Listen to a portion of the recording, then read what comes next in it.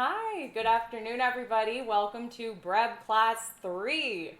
How very exciting that we are all here to, if you can believe it, today we're going to bake bread. I know it's taken a while for us to finally arrive at this momentous occasion, but here we are. And so this is a loaf that I have had in the fridge for like a day and a half. I don't actually remember. And we are going to pop it in the oven first thing.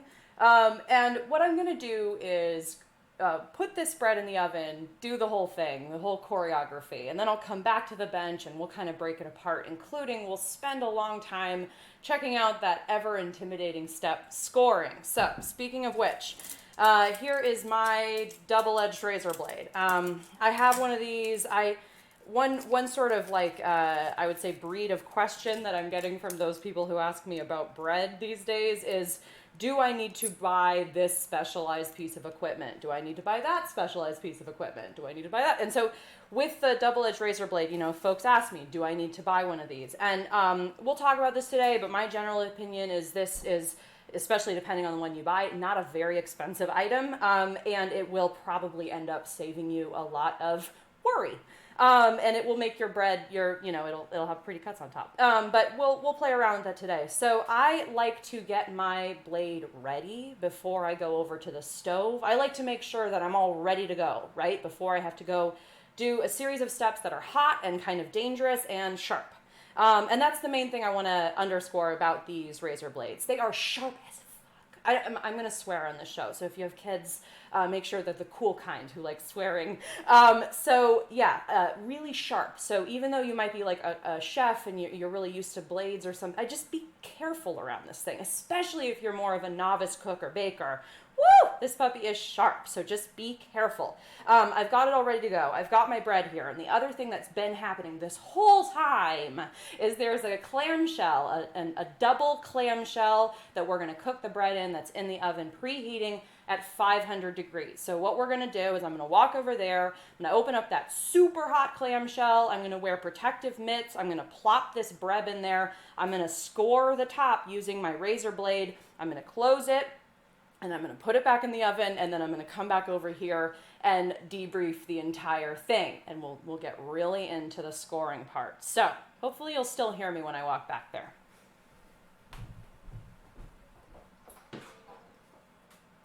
So again, protective mitts. Here's my cast iron clamshell. I'm going to close the oven. The name of the game here is I want to save heat. So close that oven and only have this clamshell open for the minimal amount of time.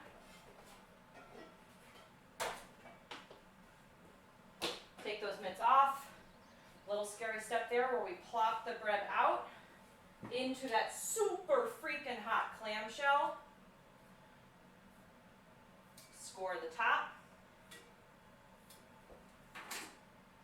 Put the mitts back on. Get the lid on the clamshell.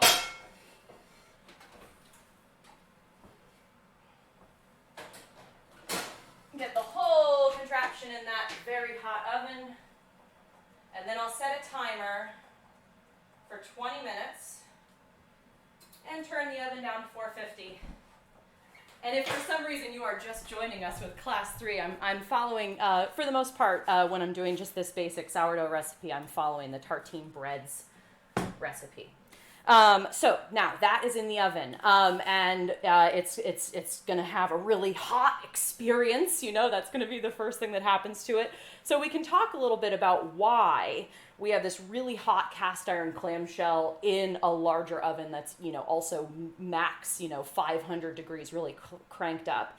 And the idea there is that we are mimicking cooking bread with actual fire, right? You figure if you were in an actual artisan bakery, they'd probably have like a big old stone or brick oven that they'd be building a real fire in, letting it burn out, and that heat would go into those walls, and then they'd load the breads in, and they'd put some steam in there and seal it up. So we're trying to mimic that environment with a home oven. And so that little cast iron, which is, it conducts a lot of heat, it's getting real toasty in there. And then when I put that bread in that clamshell, it'll hopefully also trap some moisture, and that'll help have that steam effect, which helps us have a little bit of a crunchy crust. So in general today, and per usual, feel free to leave any questions you have in the comments along the way, or just in general, and I'll try to get to some Q&A at the end of the episode today. And I want to thank, as ever, my producer, husband, roommate, friend, Rob Dubbin, for masterminding the tech behind all this. It's really fun for us to do this together. So that Breb is in the oven.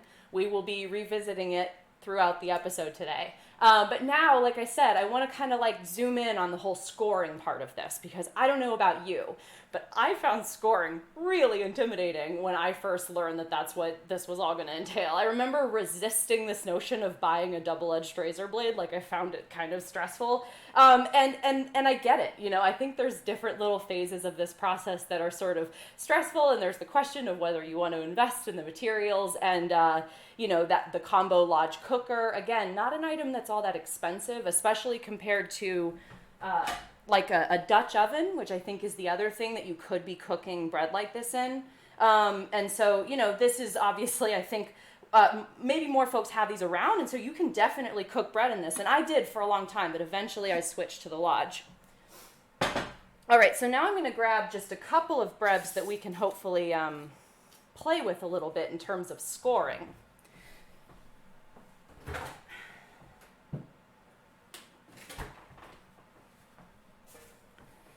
And what I'm going to do is just roll out some parchment paper here. And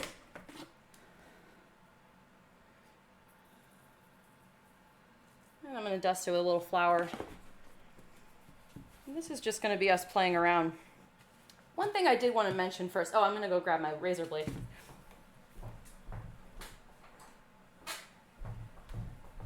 One thing I thought I'd maybe mention first, I do get that question, should I actually, should I invest in an actual razor blade, which,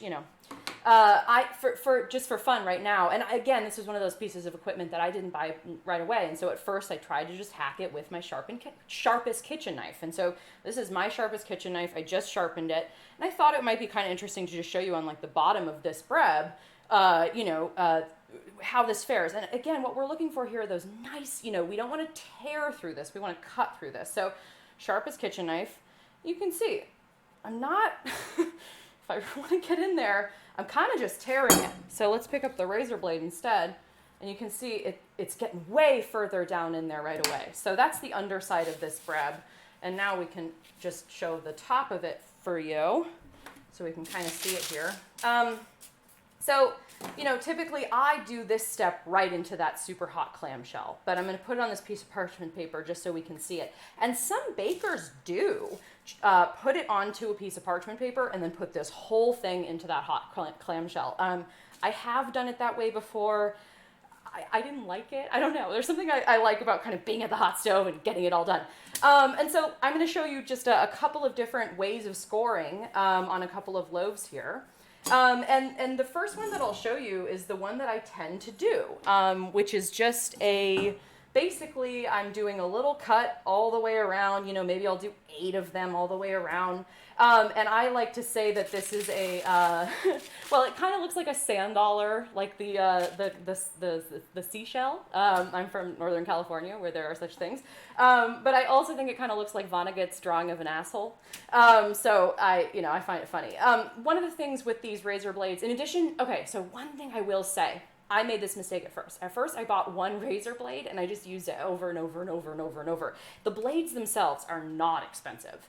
And so I found, of course, that blade got dull and then it was doing that same thing where it was ripping. So the other bit of advice I would say is get some razor blades and use a fresh one once in a while. It'll feel so good. When you switch to that fresher blade, you can actually watch right now, this dough is already kind of blobbing out. This one I made it yesterday and it's kind of hot here in the Catskills and I was noticing how the doughs are a little bit already. There's just been that switch and the humidity is kind of on and it's everything's a little bit looser.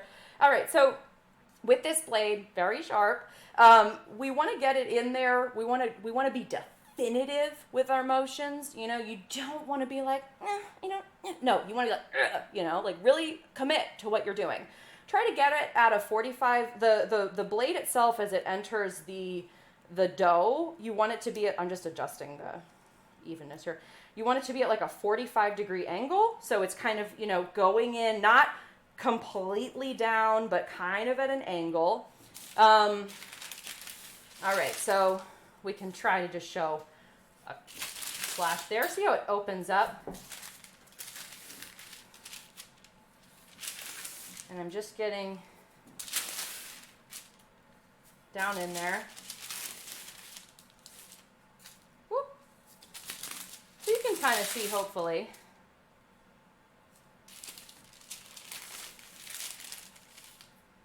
So now I've got just that score pattern around. All right. And typically, I mean, it's funny, one of the reasons I initially went to the stove and did that whole thing really fast, right, is that this dough is going to start losing its shape really fast, as we're watching here. But we can see how this thing was sharp enough that it got down in there, and you can see if were this in an oven, it would have that chance to kind of, balloon upward right now. Why is that happening? Well, all these little bits of important goo here, they have been feasting, right, on their favorite food, flour and water. I provided it for them. They've been having the time of their lives, honestly, with this thing. They've been eating, producing little pockets of air, right? And so when I put that into the oven, air will expand as it gets hot, and that will get trapped, and that is your structure inside your dough. And don't worry, I'm going to turn this dough into pizza, so no Breb was harmed in the making of this episode. Never fear. We take our Brebs seriously in this household. There's a couple of questions that have come in kind of around this whole proofing basket issue, in terms of like, being afraid of the Breb coming cleanly out of the basket, which I think is something that, kind of like using the razor blade. I remember being afraid of, there was a learning curve for me, I actually the other day on Instagram, I put some of my early loaves when I was trying to use a kitchen knife and stuff. And I think, some of those slashes on top, they were just a little tear, like it didn't look like much. And it's one of those things where you might just have to do it a bunch of times and kind of decide, do I like this? Do I want to commit to this more? Do I want to invest a little more in equipment? It was kind of fun to look back and be like, oh yeah, like this took a while for me to kind of figure this out. Same goes for these proofing baskets. People are asking me, oh, should I invest in these proofing baskets? Again, not a very expensive item on their own. I have used a mixing bowl instead of a proofing basket, which is what someone asked me on Instagram.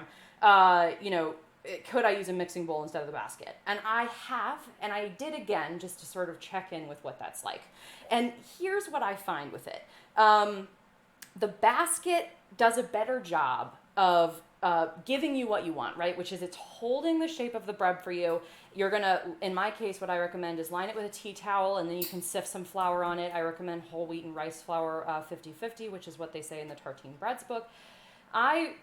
It does all that, and it allows in just a little bit of air, right? And so that difference is when I do it in a mixing bowl instead, it ends up a little bit like there's condensation on the towel, and I don't love that. It kind of seems like that's gonna, the chances that it's gonna be sticky and stick to that tea towel are higher. I initially, when I got a proofing basket, I remember it came with a little liner. It was like a linen liner, and I found that thing to be impossible to actually fit onto the basket. And when I did, the bread stuck all to it anyway, and it didn't matter how much flour I put on it. I remember at first I used bran instead of whole wheat and rice flour, which, I don't know if that's I'm sure some people are able to do that, but I wasn't able to get the bread out of the basket very well when I did it that way. So that's the way I like to do it. It doesn't go wrong for me. I like the basket, the tea towel, the 50-50 rice flour, whole wheat, and then the loaf usually just falls right out. You kind of want to take one hand and just, let it fall right into your hand. That's the idea. You kind of like, or into, if you're doing it into the cast iron clam. All right. I would, if you're getting serious about baking bread and you're going to do it all the time, I don't think these individual pieces of equipment are worth, I think they're good to have. They really do make it an easier time. Okay, let's grab another loaf and I'll show another scoring pattern on top.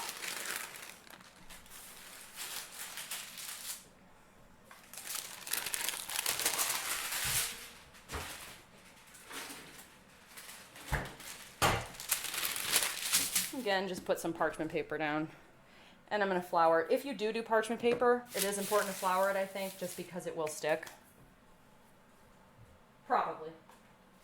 It's a very high hydration dough, as they say, so it means, like, we've invited way too much water to this party, right? Like, that's kind of what we've done here. We've pulled off something sort of impossible. We've, like, involved too much water for this recipe in a way, and it's, like, still going to work out. All right, so this guy's a little... Flop him over. Let's see. Let's show another scoring pattern here. I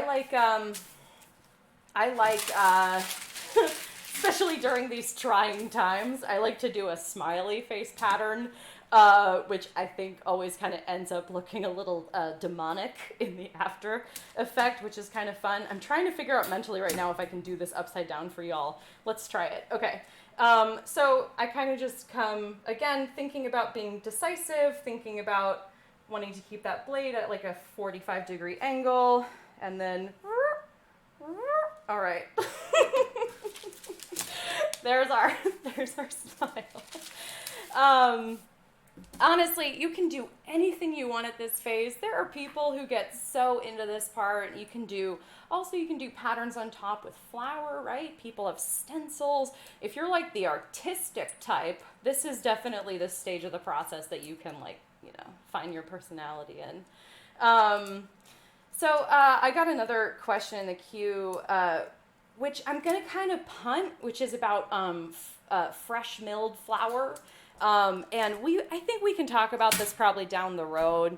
I do own a mill. I have used it to mill a little flour. So my understanding is that fresh milled flour is, for me, it kind of feels like the next horizon in my, like, nerd exploration of this topic, where it's like, I've, like, milled a little flour and I've tried a little bit, but it's like, I'm not into it. I'm not like, hey man, what kind of flour you got? Like, I'm not at that level yet. But I will say this. Someone was asking specifically about using fresh milled flour to feed a starter. And I guess my question would be, for me at least, I'm feeding my starter 50-50 whole wheat and bread flour. And so bread flour, as I understand it, is not easy to make at home. And I don't actually think it's possible to make at home. So when I have milled flour in the past, I've been able to mill like a whole wheat flour. And so if I'm doing like this recipe, I'll have that whole wheat account for like a little bit of the overall recipe, but it's not the bulk of it. So in terms of feeding a starter, I don't know that I'd recommend just feeding a starter a whole wheat flour, if that makes sense. I think if you can get your hands on some bread flour, probably to let that be the majority of your recipe, especially if you're learning it, and or you kind of just like want, like, you know, sourdough bread that looks really fluffy and yummy and moist inside and all that. So it's up to you. Obviously, I've said this before on the show. If you want to feed a starter only whole wheat, go for it. I don't know what it's going to do, but I'm sure it'll do something. A lot of people have been asking about adapting the recipe for different kinds of flour and for different kinds of mix-ins like seeds, fruit, other tasty things that one could mix into the dough. I will definitely on a future class show other kinds of bread. I want to discourage you from, especially if you're brand new to this. I mean, I think it's good to be inventive and try things out and go for things and such, but especially if you're brand new to this, try to get the basic down. I would say, like, try to make sure you're actually, like, you know, you're actually developing gluten and you're actually getting a bread into the oven that has a nice score on top and is able to, you know, have that nice rise. And I would work on all those fundamentals for a while. And then if you're going to start experimenting with new flours, experimenting with new ingredients, look up a recipe, find a reputable recipe. I would really encourage you to not just be improvising right now. Like, great improv musicians understand the fundamentals of music. And I think it's fine to, like, go to a recipe, to go to a proverbial score in order to learn a little bit. Especially because with wheat and with gluten, with all these, there's so much variability here in terms of ingredient. If you're changing to a whole other kind of flour, it's why recipe creators spend a lot of time figuring out what is the ideal way to make bread with this. is. What is the ideal? So if you have like right now a situation where you're like, I only have this kind of flour on hand, great. Do some Googles, find this kind of flour on hand recipe that looks good to you and is sort of like the kind of bread you want to make. And then try that.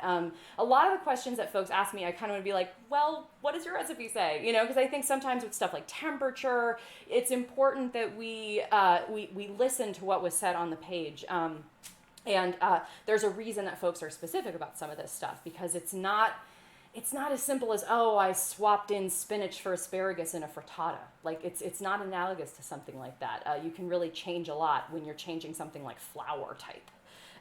Okay, I will say in terms of mix-ins, I'm gonna do that on future classes. I have a lot of fun mixing stuff into breads and making breads that remind me of different breads that I've had in my life, so that's definitely something that I plan on doing. If you have requests for future classes, will you please let us know in the comments? Because, I'm absolutely all ears. This is so much fun for us, and as of today, we're gonna have actually, baked bread. And so now it's an open horizon. One thing I do know I want to do for sure, I had mentioned this on Instagram, I'm not going to get to it today, is making crackers from sourdough discard. So a future class we're definitely going to do as well will be a class that's about all of the delicious things that you can make from sourdough discard. It is such a beautiful world out there. We could take a look at crackers, we could take a look at pancakes, we could take a look at waffles, English muffins. If you've got other requests, feel free to let me know. I'm gonna move this out of the way. And one thing I realized I want to do every class is feed my important goo here. And if you're just joining us, if this is your first BREB class, welcome. BREB is important. So I've got a couple of things here to feed my starter. I used to feed my starter in the morning, but now because of this project, I decided I wanted to feed it around 1 p.m. every day, and then I had this whole kind of descent into like self-recrimination around being like I would like thrust my colony into show business and immediately forced it to change all its habits. I think it's fine. So I'm just gonna, as ever, pour off a little, 80% or so of this society is now into the discard bin, which again, we can make all sorts of delicious stuff from that discard. Put it into a container in the fridge, don't seal it, you can pour off the alcohol on top. And then I've got some filtered water is what I use. And for feeding the starter, I don't worry about the temperature. I guess maybe one could. If you know better, let me know. But, for the bread itself, I try to make sure that the temperature feels lukewarm on my wrist when I'm mixing it. Depends on what you're making, though. Different breads, they'll have a, hey, you want to,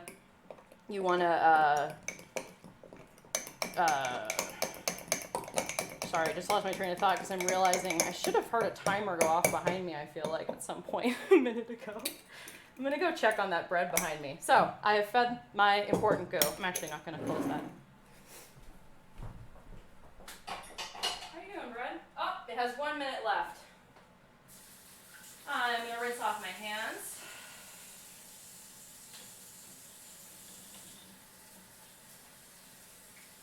Someone had asked last week about best ways to get dough off your hands, and I wanted to add Dr. Bronner's. Dr. Bronner's. It does work. It's of all of the soaps, it is helpful. I also have a goat soap, like a goat milk soap that works pretty well. But anyway, Dr. Bronner's, please sponsor my show or my podcast or whatever. I love you.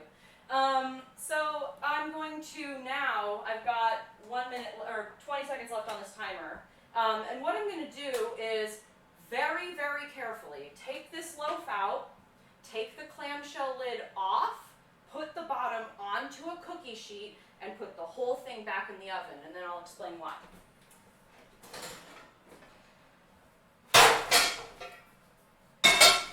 Nice steam coming off the top of that bread, that's what we want. All right, very hot. I say that kind of stuff because even if you're really experienced in the kitchen, I don't know, I had this experience a lot. When I was first baking bread, I burned myself on that thing, I cut myself on that razor blade. You just gotta be really careful. So once I got those 2 really good mitts, that really helped me feel like, okay, confident.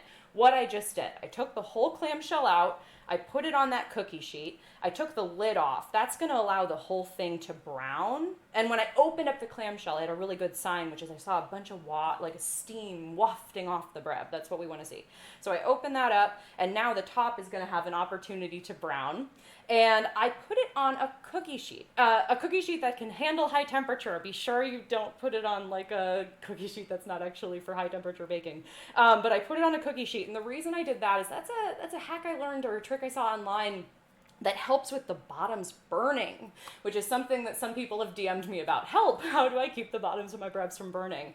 And so yeah, put a cookie sheet and have that kind of do the last 20 minutes there. So it's in for another 20-ish minutes. I'm gonna do it by smell and by sight.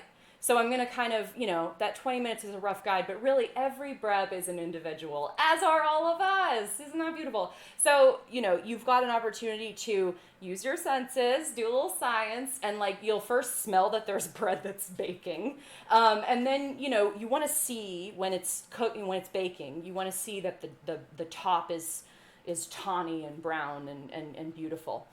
All right, so I wanna close out today with one last thing here, which is I want to show how to actually slice bread. And the reason I want to show this is I have found in my, couple of years now, having bread in my life a lot, is that it is really easy, really, really, really easy to have this go stale on you. This is an incredibly fast decaying food.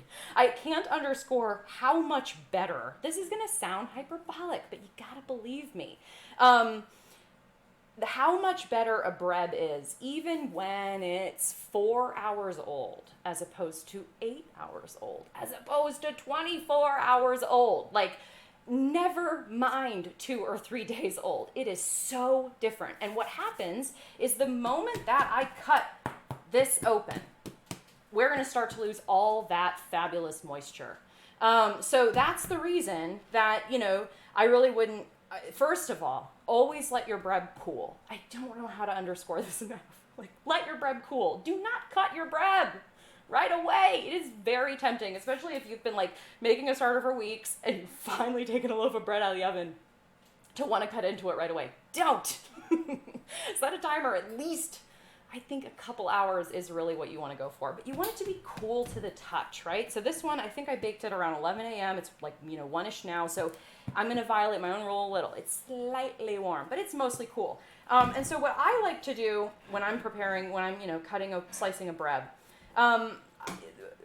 one thing is that, as a rule of thumb in my household, and to people who I give bread to, because I do give bread to friends and neighbors and stuff, and I'm always like, here's the rules. If you're gonna eat it fresh, awesome. There's nothing like fresh bread. Do it day one. Do it day one, right? Eat that fresh bread the first day you get it. If you're gonna be eating bread beyond day one, my rule of thumb is slice and freeze, okay? Maybe you don't have any room in your freezer and that's your big objection there, which is fine. I don't know. I would change my freezer priorities. Frozen bread comes back to life fucking great. It's magical. I live off of frozen bread. That's the staple of this household. So, I freeze it, I bag it, I do everything in this house. I put the date on it.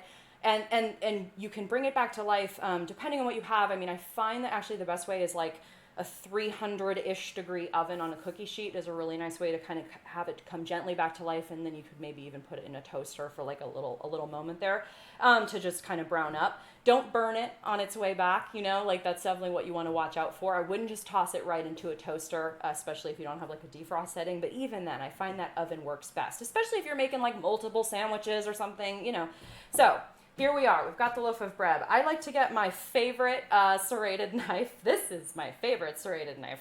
Don't even talk to that other serrated knife. And so I first like to just go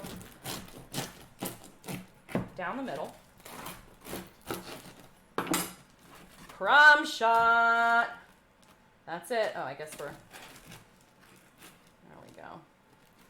Ooh, look at that. So we got a nice structure in there. Delicious. And we can smell it.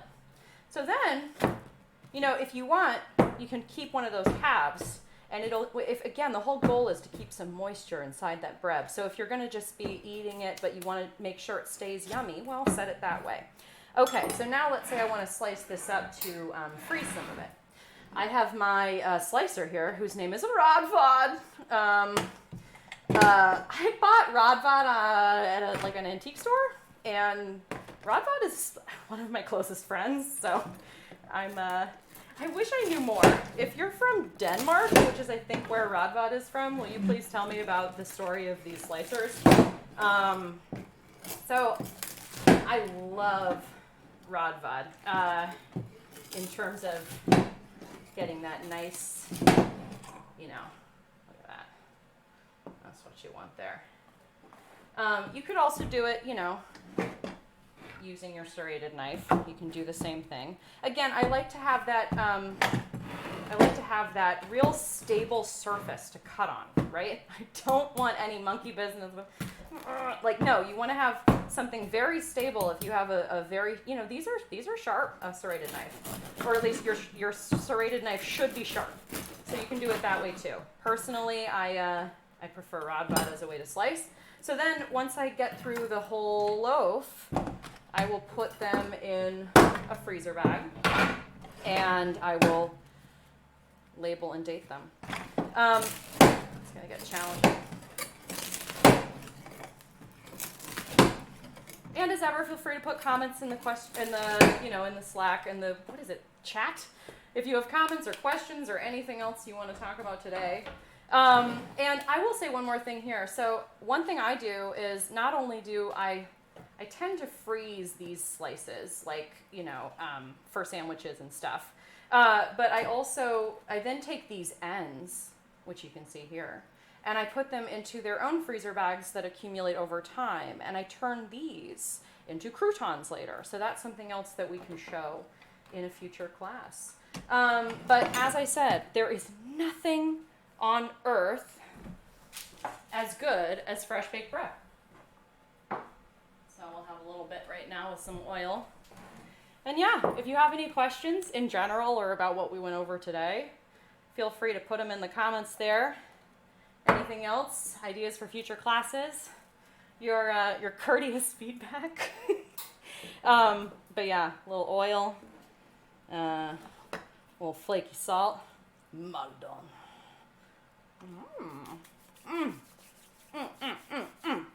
Nothing like it in the world. So, that's it. Folks, we baked bread. It only took 3 videos. Such a pleasure going through this process with you. Good luck to you as you do your own. You know, you might have different materials. You might have a different situation. That's all right. We're all our own baker. We're all figuring it out. And if you mess one up, the good news is you get to try again. You know, like if you want, if you don't like it. I had one friend who was texting me a lot of questions about bread yesterday, and I was like, why don't you just buy bread at a store? And he was like, you're being so mean. I was like, no, like seriously, you don't have to want to do this. It's something that if it brings you joy, I recommend doing it. But if you don't want to do it, don't worry about it. Thanks so much. Oh yeah, this is Fat Gold, such good olive oil. Not sponsored by them, but really love the olive oil. Yeah, I couldn't recommend the Fat Gold subscription more. It's fun to have nice olive oil show up every once in a while, especially because, as you can imagine, there's a lot of bread in this household. All right, thank you so much to everyone who joined us today. Thanks so much for, you know, sending me your questions over Instagram and stuff. It's been fun hearing from people. Send me photos of your Brebs. I want to see them. If you're having success, if you're not having success, whatever, send me what you got. If you're having fun with it, it's exciting for me to hear from people who are, you know, finally giving it a try and eating some Breb and sharing Breb with their quarantine mates, depending on where they are in the world. So thank you so much. It's fun to have this to share with you during this profoundly grim time when a lot of us are stuck at home doing things like baking Breb, which is what I always do. So yeah, have a great Sunday afternoon, everybody. And I'll let Uncle Bob play you out.